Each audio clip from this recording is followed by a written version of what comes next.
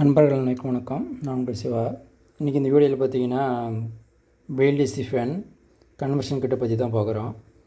VLDC fan conversion கிட்டு வந்து நம்ம கேட்டிருந்த ஸ்டாக்கு பழைய ஸ்டாக் முடிஞ்சதுனால ரீஸ்டாக் வந்து சேர்ந்துருக்கு. போதான் ரொம்ப நாளாக வெயிட்டிங் இருந்துச்சு.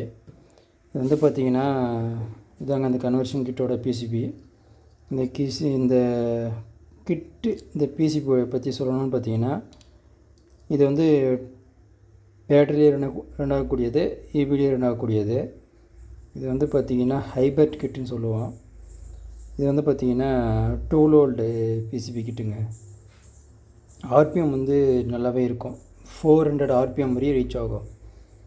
நிறைய கன்வர்ஷன் பண்ணி கொடுத்துருக்கேன் நான். இது வந்து 400 ஆர்பிஎம் வந்து ரீச் ஆகும். அந்த ஆர்பிஎம் வந்து நமக்கு வர சொல்லவே முடியாது, நல்லாயிருக்கும். அதாவது பார்த்திங்கன்னா அதுதான் நம்மளுடைய இந்த VLDC கன்வர்ஷன் கிட்டோடைய காயில். இது 12 வோல்ட் காயில் வந்து பார்த்திங்கன்னா 18 ஸ்லாட் 18 ஸ்லாட் இருக்கும். ஓகேங்களா? வேணால் நீங்கள் கவுண்ட் பண்ணி பார்க்கலாம்.